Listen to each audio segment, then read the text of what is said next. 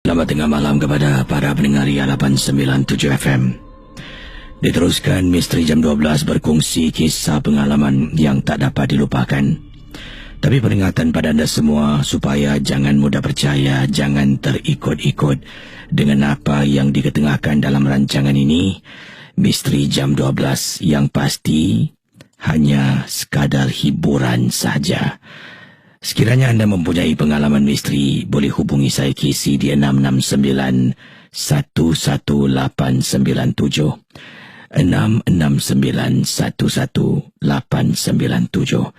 Pengalaman yang pertama ingin saya bacakan kepada anda semua. Ini adalah satu peristiwa yang dikirimkan oleh Kak Salbia.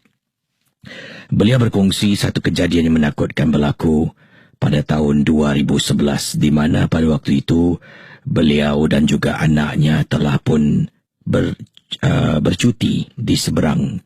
Lebih tepat lagi bercuti di Malaysia. Ya, bercuti di Malaysia di sebuah hotel. Di sebuah hotel di Johor Bahru.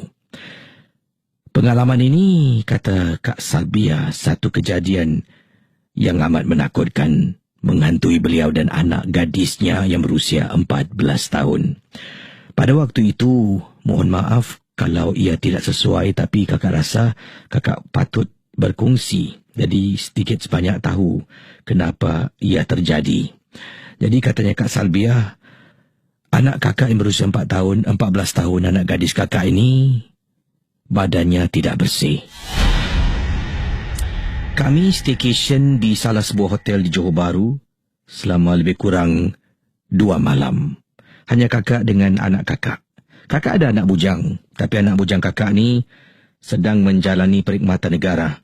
Jadi, beliau taklah dapat bersama dengan kami. Jadi, diteruskan kisah yang dikongsi sama oleh Kak Salbia. Saya tak perlu sebutkan nama hotel ni, ya. Mungkin kisah ini benar, mungkin tidak. Tapi Kak Salbia memberitahu perkara ini berlaku pada waktu malam. Casey, anak kakak tidur dengan kakak. Anak kakak tidur dengan kakak dekat atas katil. Kakak tersadar pukul 3 pagi. Ya, 3 pagi pada malam yang pertama, anak kakak tiba-tiba berada bukan dekat katil, malah di tempat lain, Casey. Berada di sofa. Yang mana kata Kak Salbia, peristiwa yang tak dapat dilupakan ini apabila beliau terbangun dari tidurnya sekitar pukul 3 pagi, ternampak anaknya dialihkan tempat tidurnya. Daripada katil, beralih ke sofa. Kata Kak Salbia, pada mulanya saya ingatkan anak saya yang bangun sendiri, yang tidur dekat atas sofa. Tapi rasa pelik, Casey. Sebabnya katil dalam bilik hotel ni besar. Tidak ada perlu anak kakak ni berpindah tidur dekat atas sofa yang sempit. Jadi kakak pun pergi kepada anak kakak. Kakak kejutkan dia. Kakak kata, Iza.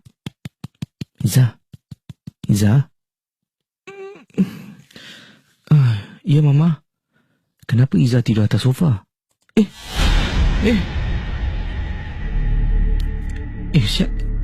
Macam mana Iza boleh atas sini, Ma? Itu yang mama tanya. Kenapa Iza tidur atas sofa? Tak, Iza tak tidur atas sofa. Iza tidur atas katil dengan mama.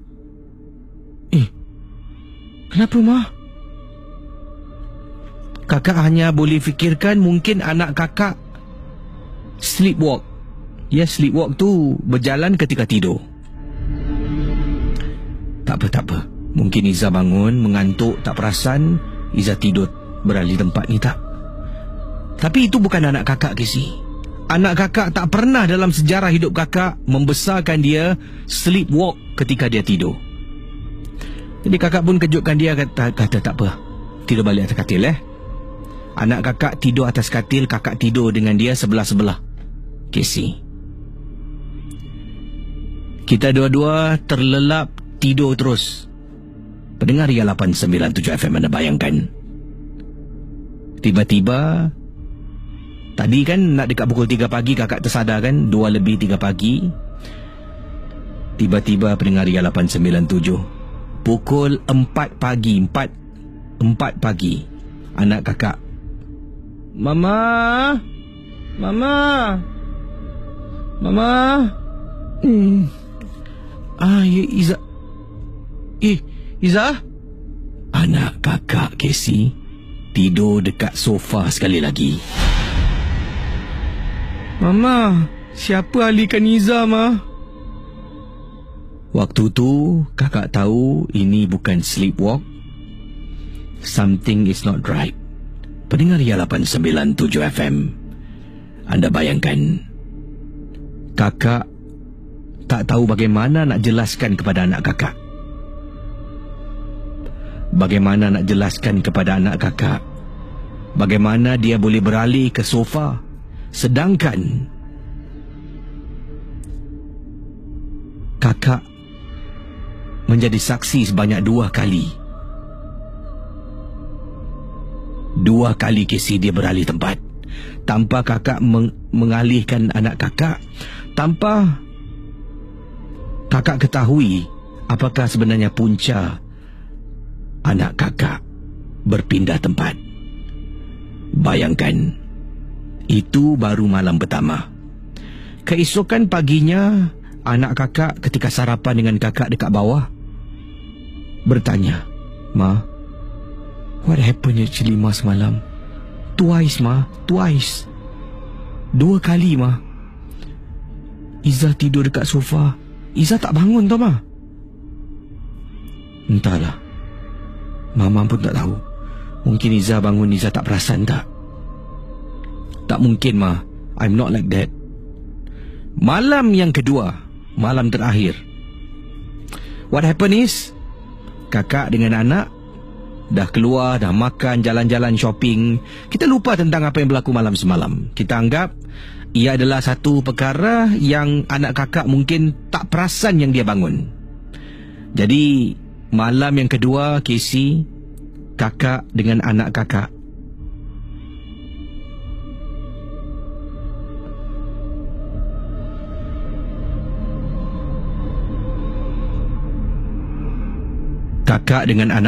Casey, pukul 11 malam, dah mandi, masing-masing tengah pakai face mask. Bayangkan pendengar Ria 897 FM, tengah pakai face mask, tiba-tiba ada orang tekan butang loceng pintu bilik hotel kami.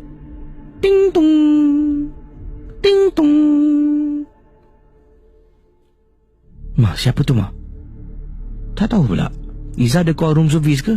Ada order apa-apa tak? Tak adalah, Ma. Ting tung. Saya bangun menuju ke arah pintu. Belum sampai depan pintu, bulu roma sebelah tangan kiri dan kanan dah meremang, Casey. Kakak pun berdiri setengah jalan, kakak toleh ke belakang. Kemudian kakak patah balik. "Ma, why? Kenapa tak buka pintu?" "Entahlah, Iza. I don't feel good." Casey, memang benar pada malam tu, kakak dengan anak tengah dekat atas katil, tidak indahkan bunyi orang yang tekan butang loceng pintu nak masuk ke dalam rumah ataupun suruh kita buka pintu bilik. Kakak dengan anak buat bodoh sampaikan bunyi loceng tu berhenti. Kakak tukar saluran, kuatkan suara, jadi tak terganggu, Casey. Anak kakak bisik, "Mama, you know right? Badan Iza tak bersih." "Shh, jangan cakap." "But, Ma..." "Diam, Casey." Akhirnya kita tidur.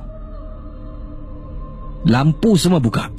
Lampu dekat katil, lampu dekat TV, lampu dalam tandas. The whole hotel room punya lampu kita nyalakan. Anak kakak yang tidur dulu, kakak tak boleh tidur. Kakak ni rasa very protective over my daughter. Kakak cuba tahan sampai pukul 12 lebih tengah malam. Nak tahu apa berlaku? 12 lebih tengah malam. Tengah baring atas katil, mata terkebil-kebil dah nak tertidur, anak kakak dah masuk alam mimpi. Tiba-tiba Casey, dalam bilik dengar bunyi cicak.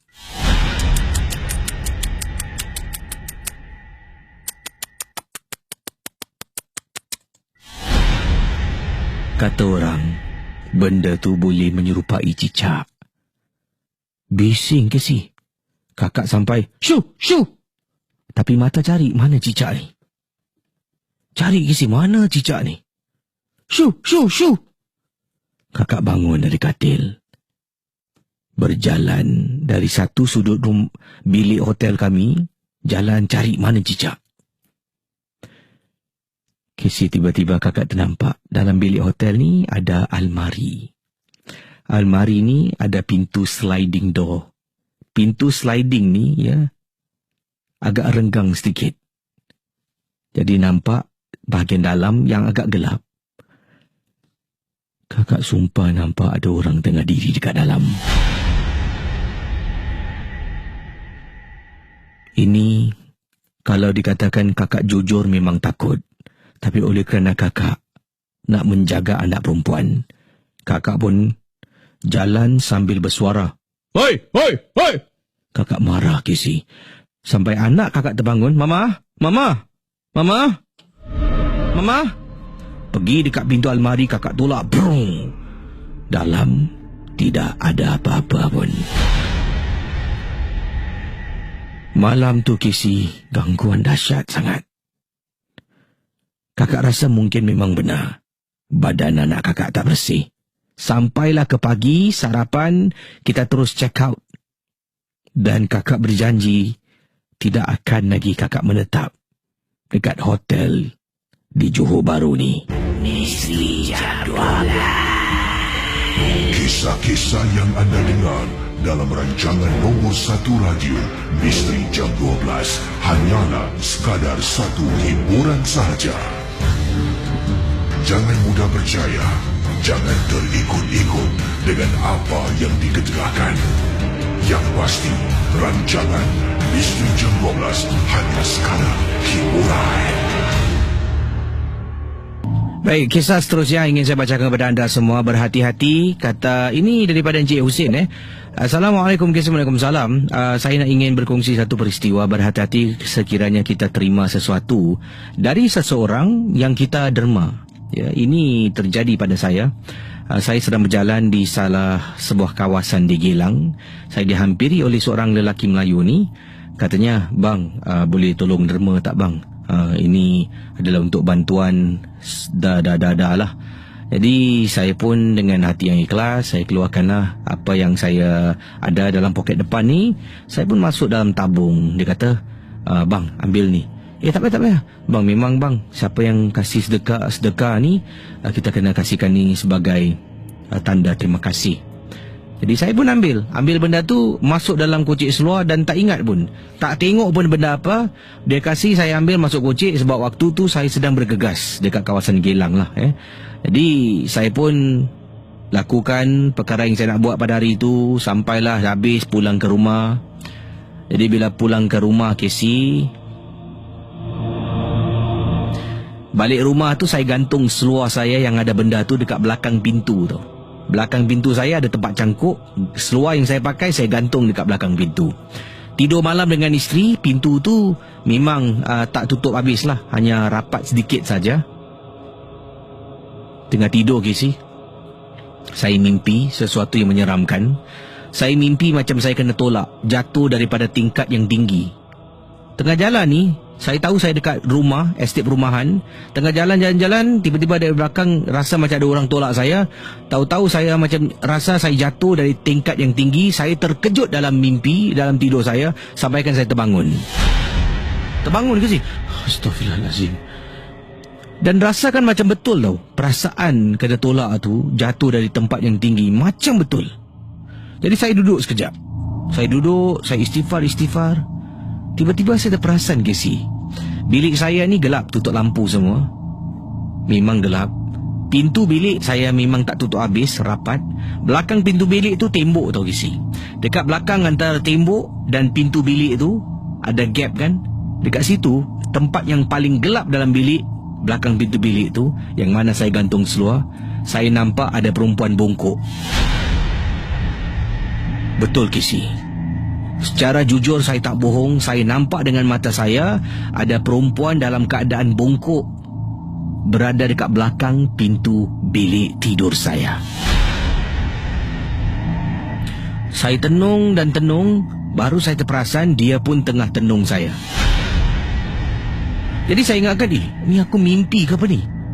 Saya pejam mata, saya baca surah. Buka mata, benda tu yang dekat belakang pintu yang membungkuk hilang. Itu kali pertama saya rasa perkara yang aneh, yang pelik, yang menakutkan berlaku dalam rumah saya. Permulaannya, lat beberapa hari isteri saya kata, bila kita dekat luar tengah jalan nak pergi makan, "Bang, abang rasa pelik tak dengan rumah kita baru-baru ni?" "Pelik macam mana yang?" "Entahlah bang, pelik lah, macam ada benda tak kena gitu." "Kenapa awak cakap macam tu?" Saya pernah nampak kelibat bang. Bukan sekali bang, kelibat dua kali bang, kelibat.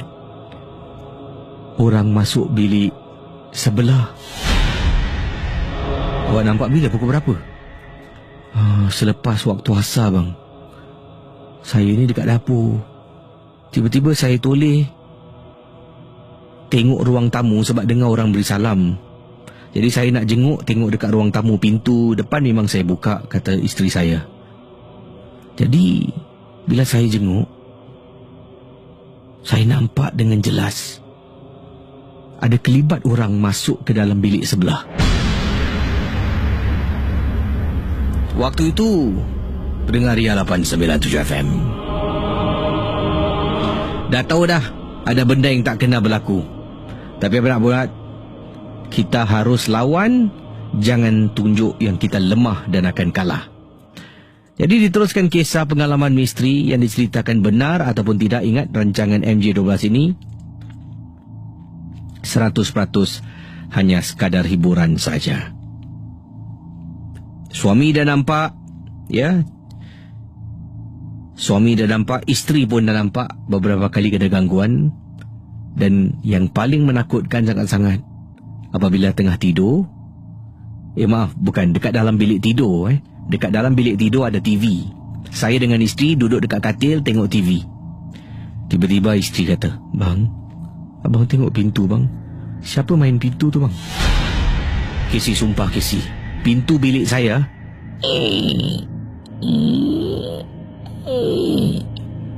dia gerak tau Kisi, ke depan, ke belakang, ke depan. Walaupun dia tak bergerak lah begitu kuat dan begitu jelas nampak, tapi nampak pintu tu macam gerak sikit.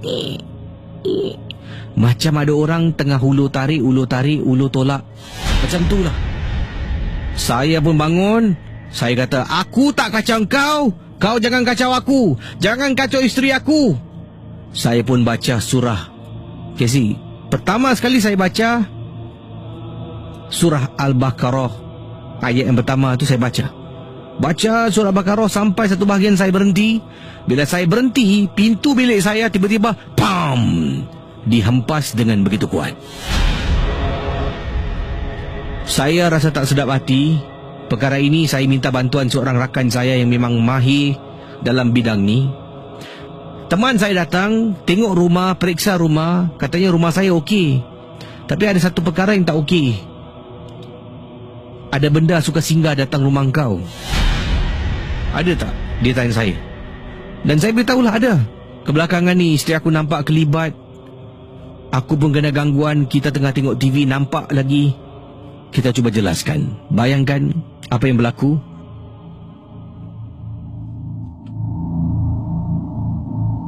Teman saya pun kata, "Izinkan aku periksa rumah kau." Jalan cari. Nak dekat 2 jam. 2 jam. Seluar yang saya pernah pakai gantung, tergantung dekat belakang almari tu. Tiba-tiba tergerak hati katanya, Sim, ni kau cuba keluarkan barang-barang dalam poket. Saya pun masuk tangan. Saya tarik poket seluar saya. Keluar benda yang orang paksa saya ambil setelah saya menderma.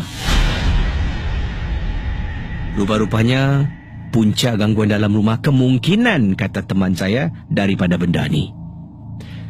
Jadi saya pun serahkan pada dia. Dia pagar rumah, takut benda tu akan datang balik. Pagar satu rumah semua. Kemudian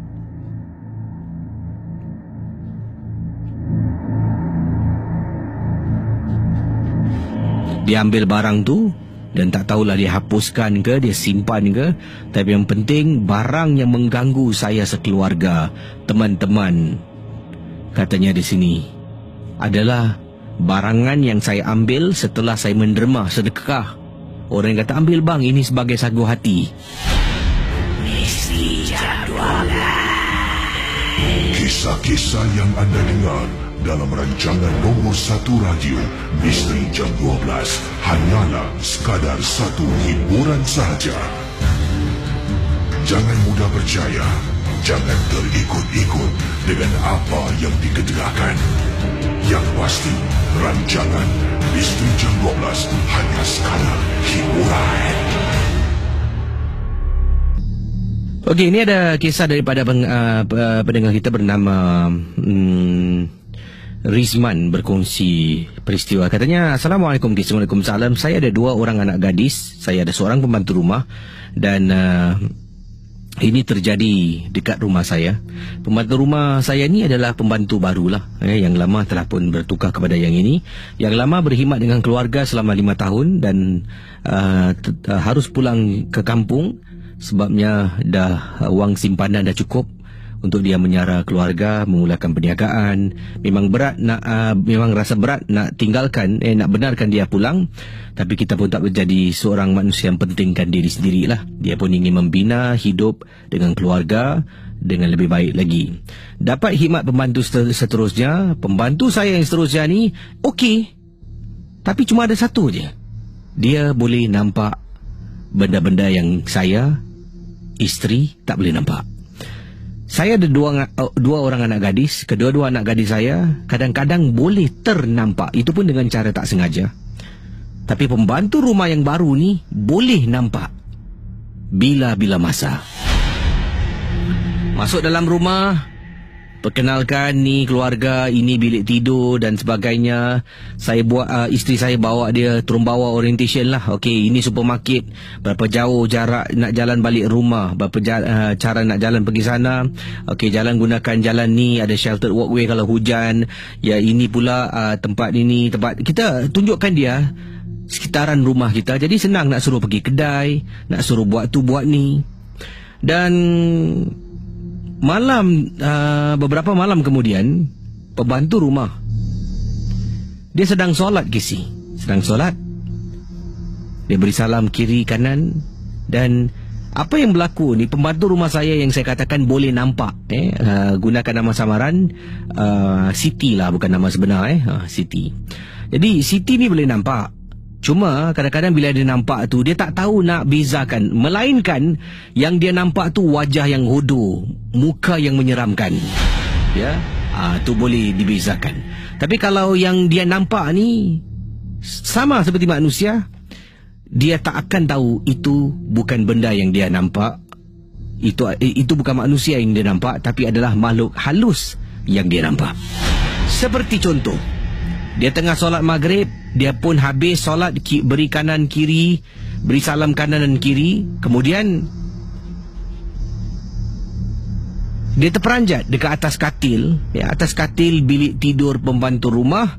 Ada seorang wanita berusia, seorang nenek lah dalam erti kata lain. Seorang nenek sedang duduk, sambil tu sedang memerhatikan pembantu rumah pada waktu itu yang baru selesai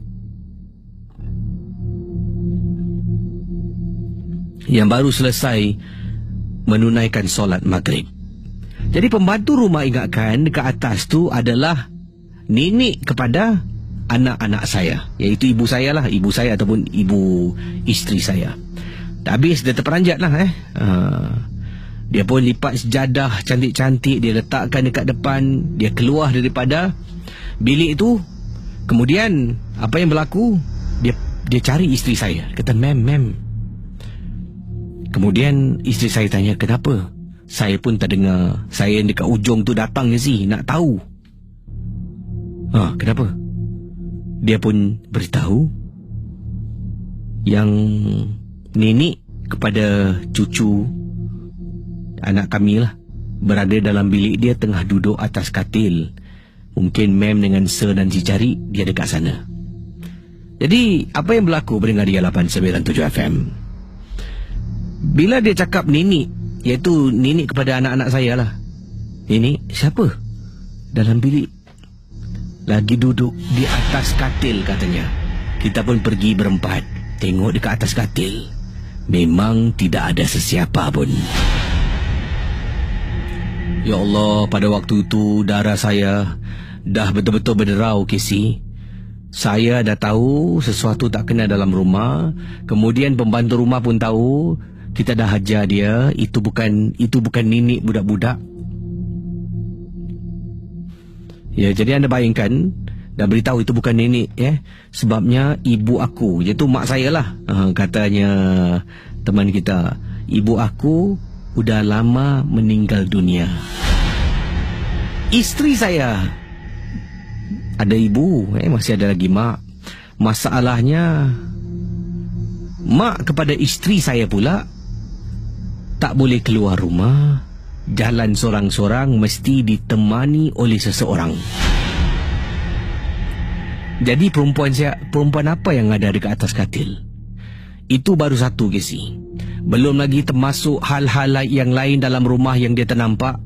Dia pernah beritahu isteri saya beritahu saya, bawah katil anak kami terperanjat kalau Casey tengok. Katanya di sini, saya akan jawab panggilan, silakan 66911897. Saya pernah dalam keadaan tak sengaja, tidak sengaja, tiba-tiba terpadam beberapa lampu dekat kawasan bilik pembantu rumah. Masuk bilik ini nak cek, tiba-tiba masuk bilik tertutup lampu, Casey. Tak tahu kenapa. Jadi akhirnya dipendekkan cerita, pembantu rumah saya akur yang dia boleh nampak dengan jelas benda tu datang dari mana. Tapi yang penting sekali, yang penting sangat-sangat, pembantu rumah saya banyak membantu dalam rumah. Walaupun dia boleh nampak, dia memang sama sekali tidak percaya dengan bomoh dukun. Dia setiap hari akan menunaikan solat, yang mana apa yang dia buat itu lebih banyak daripada saya dengan isteri. Saya tengok pun malu, Casey. Misteri Jam 12. Kisah-kisah yang anda dengar dalam rancangan nombor 1 radio Misteri Jam 12 hanyalah sekadar satu hiburan sahaja.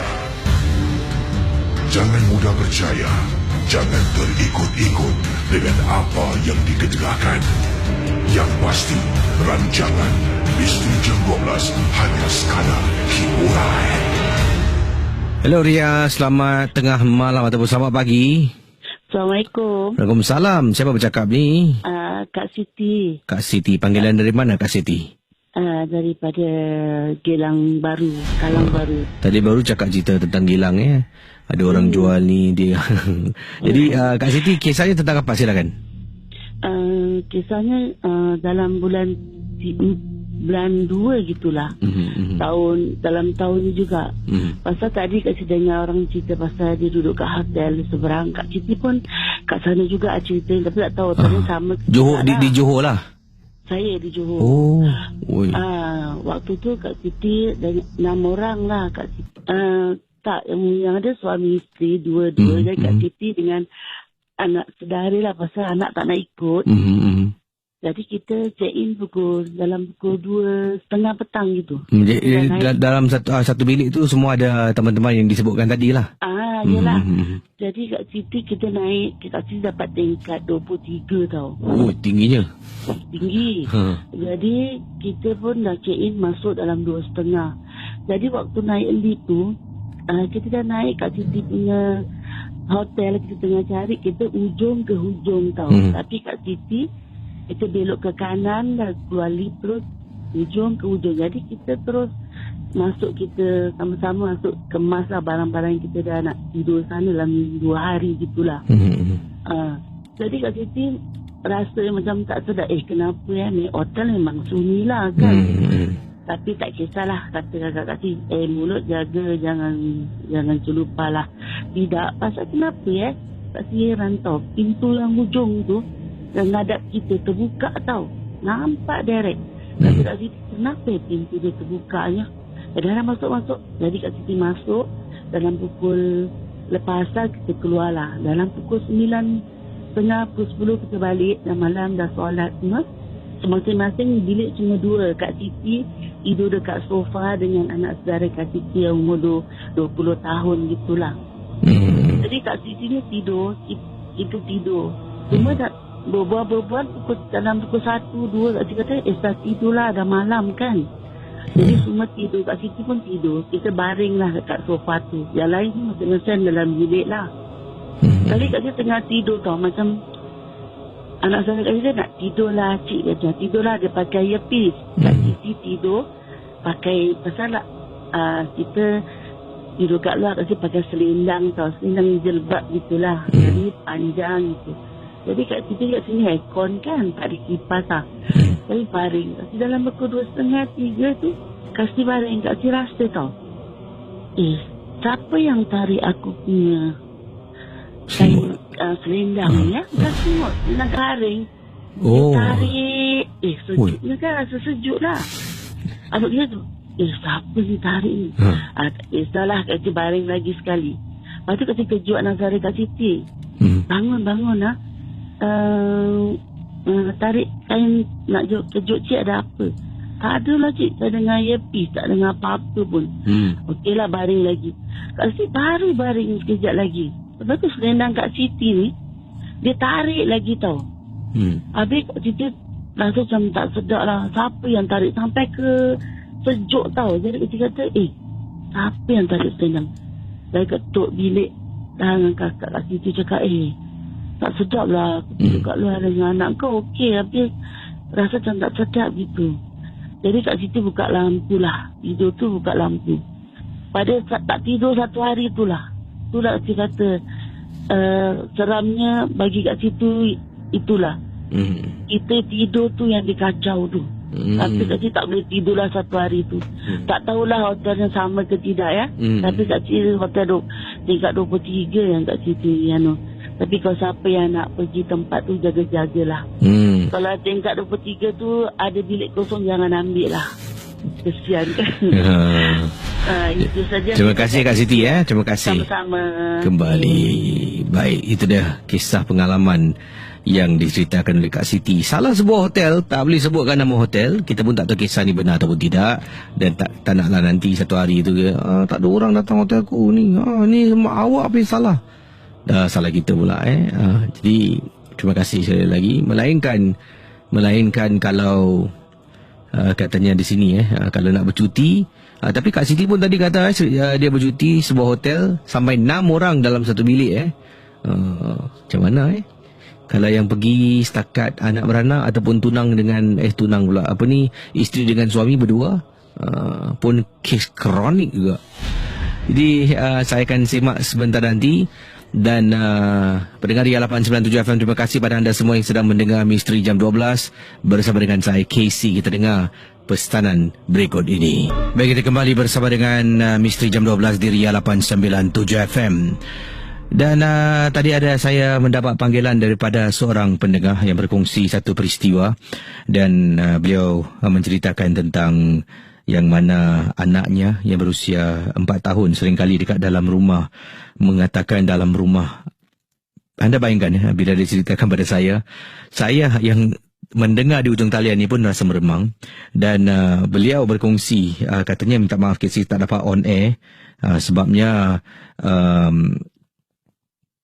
katanya minta maaf tak dapat on air sebab dia sedang bertugas dan takut nanti ada mata yang memandang. Sebenarnya kalau sedang bertugas ni tidak boleh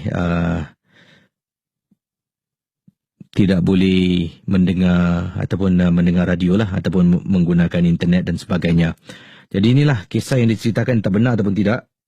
Dan ada bayangkan peristiwa yang diceritakan ini berlaku kepada beliau, yang mana anaknya berusia 4 tahun tu dalam rumah pernah mengatakan beberapa kali yang dia ternampak sesuatu. Dan ini membuat saya rasa lebih seram dan takut, kerana anak saya pernah menceritakan bila dia masuk dalam bilik di dalam rumah ni, dia ternampak seseorang sedang duduk di atas katil. Saya cuba ingat balik apa yang diceritakan awal tadi, dan bila dia keluar, sebab saya dengar dekat dalam ada sedang bercakap dengan seseorang lah. Jadi saya pun tak macam mana boleh bertanya pada anak saya yang bernama Akila. Akila, tadi dekat dalam bilik buat apa? Talk to friend. Tadi yang dia telefon saya, katanya, Casey, saya tanya anak saya tadi dalam bilik buat apa, dan anak saya katakan pada saya, talk to friend. Saya pun tersentak sekejap bila mendengar anak saya mengatakan talk to friend. So saya pun tak nak tanya lebih lanjut sebab saya sendiri takut lah. Dan hal ini saya beritahu suami, dan biasalah Casey, sang suami ni kalau kita ceritakan bab-bab yang menyeramkan ni, kita kata anak kita macam ni, dia akan cakap awak ni fikir bukan-bukan lah jadi. Jadi saya pun okeylah ikut kata suami, saya pun tak nak fikir bukan-bukan. Dan akhirnya pukul 1 pagi, saya terdengar anak saya sedang bercakap dengan seseorang dalam bilik. Anak saya, saya ada 2 orang anak. Seorang anak saya berusia 4 tahun, seorang lagi abangnya lah yang berusia 7 tahun. Jadi abang 7 tahun ni memang tak pernah pun menunjukkan tanda-tanda dia kena ganggu ke, dia takut ke tidak. Tapi 4 tahun ni lah yang membuat saya takut. Sebab abang dengan adik ni tidur satu bilik lah. Saya tak benarkan adiknya yang 4 tahun ni tidur seorang diri. Dan saya pun terdengar anak saya bercakap. Pada mulanya ingatkan dia bercakap dengan abang dia. Pukul 1 pagi Casey, saya bangun, kata beliau pergi ke bilik sebelah dan beliau buka pintu, nampak anak saya tengah duduk dekat hujung katil, So what happened is, kata pendengar kita yang telefon saya awal tadi, minta maaf tadi saya mendengar kisahnya agak terlebih sedikit masa yang diambil. Jadi bila saya cakap dengan anak saya dekat depan pintu, saya buka pintu, nampak anak saya tengah berbual, saya buka lampu. The moment saya buka lampu, kata pendengar awal tadi yang menghubungi saya sedang bertugas tu, saya gunakan nama samaran lah, takut nanti gunakan nama sebenar, kawan-kawan ke majikan dengar. Nama samaran saya gunakan nama Ila. Jadi Ila kata, the moment dia hidupkan lampu dalam bilik, dia buka switch lampu tu, dia nampak anak dia tengah duduk dan tepi anaknya katil ada tilam kan. Dia nampak macam ada orang tengah duduk dekat katil, kemudian orang berdiri, tilam tu ternaik tu. Itu yang beliau lihat depan mata saya. Jadi bayangkan situasi, anak tengah duduk, tengah bercakap dengan seseorang, keluar daripada bilik tidur ni, dia tengah tidur, dia terdengar anak, dia terbangun, terdengar anak bercakap, dia keluar dari bilik tidur, dia jalan-jalan pergi ke bilik anaknya, masih lagi terdengar anaknya sedang bercakap, ingatkan cakap dengan abang, buka pintu, nampak abang tengah tidur atas katil, adik pula tengah duduk dekat tepi katil, buka lampu, nampak betul-betul tepi adik itu, tilam tu macam ternaik seperti ada orang baru bangun daripada katil yang duduk di sebelah anaknya. Casey, saya tak tahu macam mana nak cakap lagi pada suami. Suami saya takkan faham. Dan saya nak berkongsi pada Casey, bagaimana agaknya saya nak suami saya faham, boleh tak minta pendapat pada pendengar. Saya sedang mendengar radio sekarang ini, saya nak tanya bagaimana nak buat suami saya percaya there is something wrong with the house, ataupun anak saya ni terkena gangguan. Sebab saya tak nak, kata beliau, Ila kata dia tak nak sampai dah satu tahap anaknya kena rasuk ke, anaknya mungkin sesuatu terjadilah pada anak yang berusia 4 tahun ni, barulah suami saya nak bertindak, kemungkinan dah terlewat. Jadi apa yang boleh saya buat untuk beritahu suami yang please do something about it. Lakukan sesuatulah, jangan duduk berdiam diri. Jadi mungkin kalau ada pendapat pandangan boleh tinggalkan di Facebook Ria dan juga Facebook DJ KC. Anda boleh nanti teman kita boleh bacalah, Ila boleh baca sebentar nanti. Kisah-kisah yang anda dengar merupakan misteri jam 12. Tidak ada sebarang bukti yang boleh mengesahkan kebenarannya. Okey, kalau ada pendapat pandangan bagaimana agaknya Ila nak beritahu suami. Suami kalau dia cakap dengan suami, awak ni suka fikir bukan-bukan. Fikir bukan-bukan lah jadi. Macam mana sekarang? Dia nampak depan matanya, awal tadi dia telefon saya, dia kata, saya nampak macam ada orang bangun bila saya buka lampu. Duduk sebelah anak saya yang tak boleh tidur sedang cakap dengan seseorang. Oh, seram tu seterusnya, kisah yang ingin saya ceritakan dari Singapura. Kita beralih, kita pergi ke mana ni? Sekejap. Ini pengalaman daripada pendengar kita dari Rawang. Saya tahu Rawang dekat Selangor, betul tak? Kalau salah minta maaf. Ini pengirim kita bernama Syafi'i, kata, Assalamualaikum, Waalaikumsalam. Saya pendengar dari Rawang dan saya nak berkongsi kisah. Rumah saya, depan rumah saya ni adalah tanah lapang, KC. Jarak tanah lapang ni sampailah masuk kawasan Semak Samun ni, jaraknya lebih dalam kurang 100 meter, 150 meter. Memang luas dekat tanah lapang ni. Malam-malam hari saya suka isap rokok dekat jendela, dekat tingkap di belakang bilik rumah saya ni. Jadi bila dari tingkap bilik ni boleh nampak tanah lapang yang luas, kemudian nampak langit yang biru, nampak bintang. Memang satu gambaran yang cantik, kata Syafi'i. Jadi malam-malam hari kalau anak saya tengah tidur pula dalam bilik, saya tak akan isap rokok dalam bilik lah. Saya akan saya akan keluar dari rumah, duduk dekat belakang tu, saya ada letak buai, KC. Ada satu buai. Dan saya akan duduk dekat buai tu sambil saya merokok. Dan saya akan tengok pemandangan yang luas dekat rumah saya. Wah, saya boleh gambarkan mesti cantik rumah awak pemandangannya. Dan kata Syafi'i, beberapa kali saya pernah nampak ada orang tengah diri dekat tengah-tengah padang yang luas 100 meter, 150 meter yang besar tu. Ada seseorang tengah diri di tengah-tengah padang tu waktu tengah malam. Bukan sekali, dah beberapa kali saya nampak. Dan setelah kejadian penampakan itu berlaku, beberapa kali saya nampak ada susuk tubuh di tengah-tengah padang yang luas waktu malam. Selepas tu, saya terpaksa angkat buai yang saya letakkan betul-betul dekat belakang bilik saya. Jadi, bila tolak tingkap bilik itu, kalau menjenguk keluar badan tu daripada tingkap dan toleh sebelah kanan, buai besi tu ada sebelah kanan. Dan buai besi tu, kalau kita duduk, kita goyangkan buai tu, hayunkan buai ke depan belakang, dia akan bunyi macam besi karat. Bunyi. Jadi selepas penampakan beberapa kali berlaku, kata Syafi'i, saya dengan isteri setiap malam akan dengar bunyi buai itu bergerak macam ada orang tengah duduk dan bermain dengan buai. Sampaikan isteri saya menyuruh saya, katanya, abang, boleh tak abang kat buai ni jangan letak sini bang, letak jauh sikit dari rumah. Kisah saya angkat, gunakan troli, saya tolak perlahan-lahan, saya letak jauh daripada rumah. 1. Malam tu saya nak isap rokok, terpaksa kena keluar. Dan kali ini saya tak boleh duduk dekat belakang, dah tak ada kerusi. Saya duduk dekat depan. Bila duduk dekat depan, ini kawasan ambin rumah, ada ambin yang bapak saya buat untuk saya dengan isteri. Tengah duduk dekat ambin isap rokok, nampak buai tu kisi depan saya. Buai tu jarak daripada ambin ke buai dalam lebih kurang 10 meter, 15 meter jauh.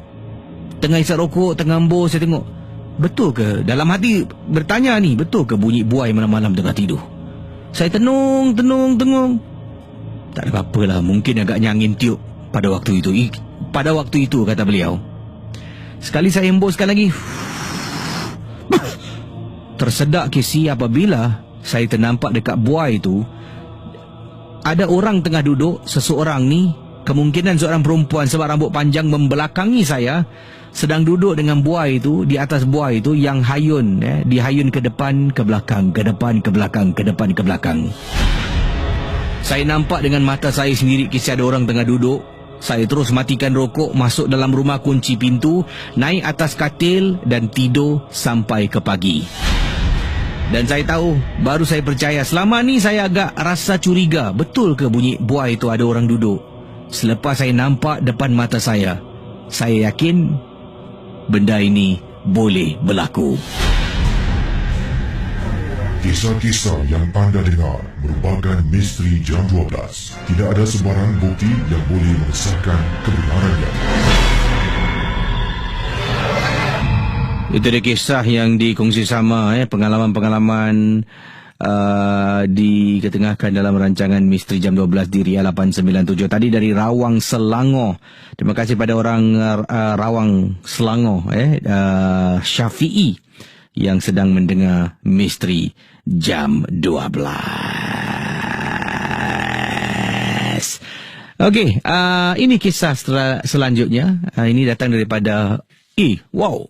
Dah lama tiba-tiba muncul nama terperanjat saya. Ni betul ke? Biar saya tengok yang original ke tidak ni. Sebab saya pun tak tahu wajahnya macam mana. Tak apalah. Private message melalui Facebook. Kalau anda merupakan pendengar Ria, khususnya Misteri Jam 12 yang lama, anda kirakan pendengar MJ12 yang otai, anda akan kenal dengan nama ni dan anda akan cakap, dah lama sih tak dengar khabar. Orang yang dimaksudkan telah pun private message kepada saya adalah Ober Mardi. Wah, apa khabar Ober? Ober kata, Assalamualaikum. Waalaikumsalam. Apa khabar Casey dan juga para pendengar Misteri Jam 12 yang semakin ramai? Masih ingat lagi dengan Ober? Inilah dia, Ober Mardi. Mohon maaf, tidak dapat menghubungi melalui SMS. SMS tak ada, tu sama bila. Melalui SMS, saya rasa mungkin melalui Facebook sekarang lah. Dulu, betul zaman SMS tu konti lama itu pun dah tak ada lagi Jadi Obat kata, sekarang ini dapat menghubungi Casey melalui Facebook. Obat ni jarang-jarang masuk Facebook dan sebelum ni pun agak sibuk sangat-sangat sebab ada urusan dari urusan di Surabaya. Jadi Oba berada di sana untuk beberapa tahun sebenarnya dan tidak dapatlah menyapa Casey yang bertugas. Sekarang ni dah kembali ke Singapura dan Oba harap MJ12 makin mantap dan terus berkarya Casey. Terima kasih kepada Oba Mardi. Oba nak berkongsi satu kisah yang ringkas ketika berada di Surabaya. Begini kisahnya. Misteri Jam 12. Kisah-kisah yang anda dengar dalam rancangan nombor 1 radio Misteri Jam 12 hanyalah sekadar satu hiburan sahaja. Jangan mudah percaya, jangan terikut-ikut dengan apa yang diketengahkan. Yang pasti, rancangan Misteri Jam 12 hanya sekadar hiburan. Begini kisah yang Oba ingin berkongsi.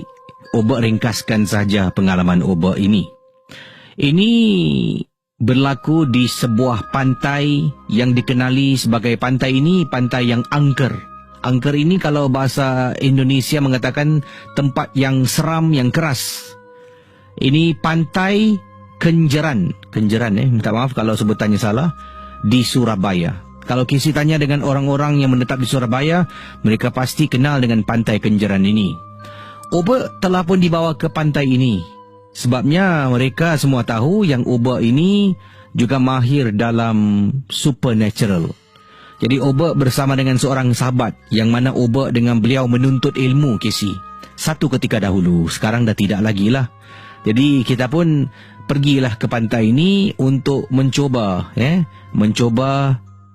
ilmu yang kita pelajari berpuluh tahun dahulu. Difahamkan tidak banyak yang tahu tentang Pantai Kenjeran di Surabaya. Katanya dekat pantai ini pernah terjadi beberapa kejadian yang aneh. Antaranya waktu malam kalau jalan di tepi pantai akan dengar bunyi bayi menangis. Jangan salah faham. Itu adalah bunyi penuntut ilmu sihir yang menggunakan bayi sebagai niat ... tak boleh saya bacakan ini agak sensitif sedikit lah. Jadi saya pendekkan cerita Obak ni. Pantai Kenjeran ni memang berbahaya. Kalau yang datang ke sini pada waktu malam, kalau yang datang ke sini janganlah datang pada waktu malam. Sebabnya seseorang itu bisa sesat, tak boleh cari jalan pulang dan akan kemungkinan akan mati lemas. Sebabnya akan muncul sosok tubuh seorang wanita yang cantik sangat-sangat. Kalau lelaki berada di sana, lelaki akan terpikat dengan bau harum dan akan mengikut wanita ni dari belakang sampai dia tidak sedarkan diri yang dia sudah berada di dalam air paras yang dalam. Yang tahu berenang kemungkinan selamat, boleh berenang kembali. Tapi yang tidak tahu berenang akan mati lemas. Terima kasih. Nanti kalau ada masa lagi, Obak akan berkongsi lebih banyak pengalaman Obak beberapa tahun duduk di Surabaya, Indonesia. Terima kasih Casey dan salam ikhlas dari Obak Mardi. Kisah-kisah yang anda dengar merupakan misteri jam 12. Tidak ada sebarang bukti yang boleh mengesahkan kebenarannya. Okey, itu dia. Terima kasih pada Obak Mardi. Satu yang unik tentang Obak Mardi ni, Facebook ada. Saya nak tengok gambar tak ada. Gambarnya adalah tulisan-tulisan Arab. Saya tengok gambar ni, Obak Mardi lah. Bila klik tengok, lemak. Dan lain profil semua tak nampak, semua hidden. Obak Mardi, hidden profile. Kawan dia pun saya tak nampak. Mungkin kalau dari situ boleh nampak related friends ke. Dan namanya pun saya nak ija pun tak boleh, sebabnya beliau menggunakan nama dengan tulisan bahasa Arab. Bahasa Arab ditulis. Jadi kalau nak menggunakan keyboard ni, kalau anda tak tukar keyboard kepada bahasa lain, susahlah nak cari beliau. Obak ni seorang yang very secretive. Dia macam kawan saya lah, secretive. Jadi saya akan undurkan diri. Terima kasih pada anda semua. Kalau niat di hati nak cerita lagi banyak, tapi itulah masa tidak mengizinkan. Dan kalau ada kisah, anda boleh email kepada saya ke alamat misterijam12@gmail.com ataupun ria@mediacorp.com.sg.